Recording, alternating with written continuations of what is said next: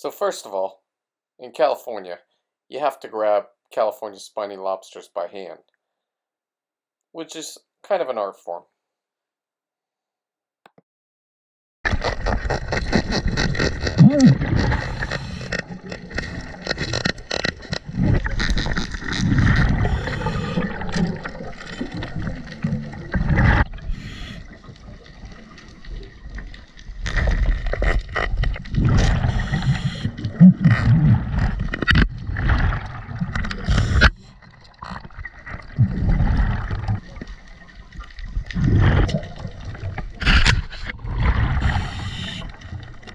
Important note that if you break any legs off or antenna or any part of the lobster, go ahead and collect it and bring them back so you can glue them on later. There's 3 sections to them. First, you take the tail off just by removing it, and then you're going to get all that meat out from the tail inside. So that's the first part, taking the tail off. Then you want to remove the top part, and how you do this is you just take your knife blade and run it between the sides all the way up until it lifts off. Remember, there's tons of meat in the head and also in the legs.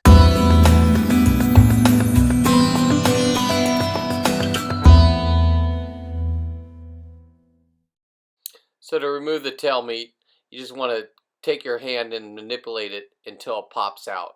And then you'll get, on an 11-pound lobster, probably about 2.5 pounds of lobster tail. Way up in here.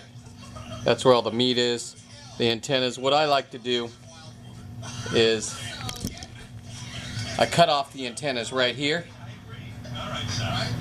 and put them over there while it's in with the beetles, and then I put the air compressor on here and shoot all this meat, and it'll hang down and I'll be able to grab it all. The more meat you can get out, the better off you are. And you come in here, just grab it and pull, and it comes right out, as you can see. So this is a part where you want to cut the antenna straight as you can, and you want it to be big enough for the needle to go in. So there we go. I'm going to put this over there on that side, and now I have room for the needle to go right into there for the compressed air. What I do is I bring those over to here, and I let them be in here with all the extra parts.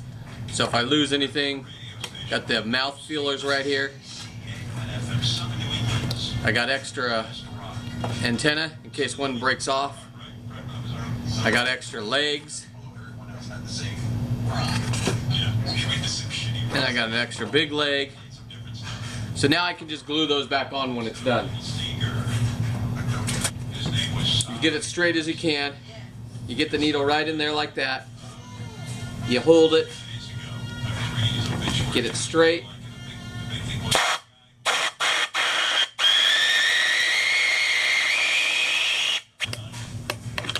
There's a good piece right there. See, so I just pulled that out. There's still plenty in there. We're gonna get all the meat out of this. He's missing a leg here. And I happen to have his leg right here. So after he's done in there, we'll put this, reattach it right here. We'll reattach it right here, right where it was broken off, with super glue. So that's why I say always keep all the pieces that you can.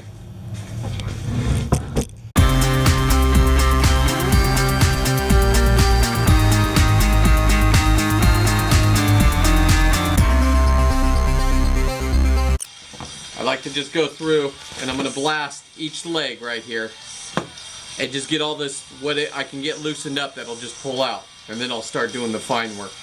So when you do this, lay something over the top of it so you don't get splattered.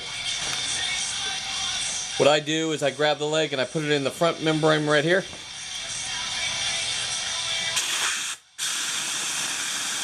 Just give it a couple bursts.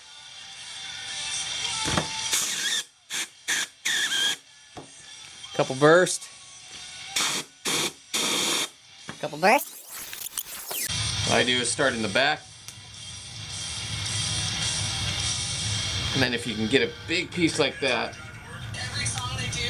don't pull too soon.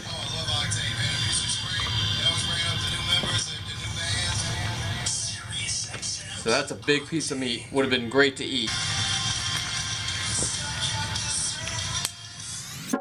So if you do it right, you'll get all the leg meat out just like this.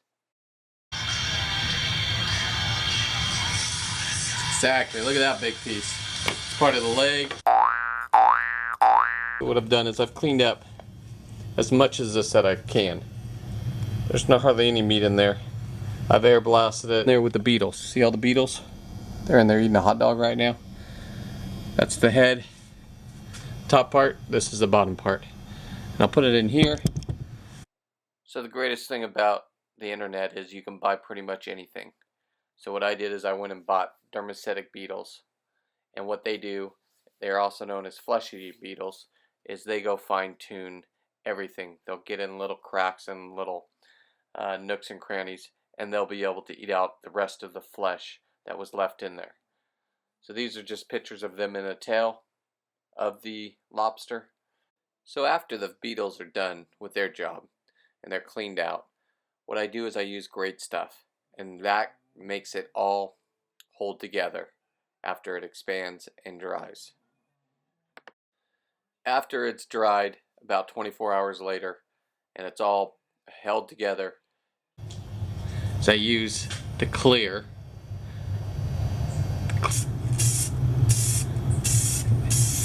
And this gives them a nice wet look. And I just get their legs. Gives them that nice wet look. You can also use the great stuff to make your rocks, so it makes your landscaping a lot lighter. Here are some of my finished products that I have done. The more creative you can get, the better. I used moss, some real rocks with some fake rocks. I screwed it onto the board through the bottom. That was my first one, 11.6. This one I made from a cave, made out of a cave. And then I added lights at the end for a night light for my niece.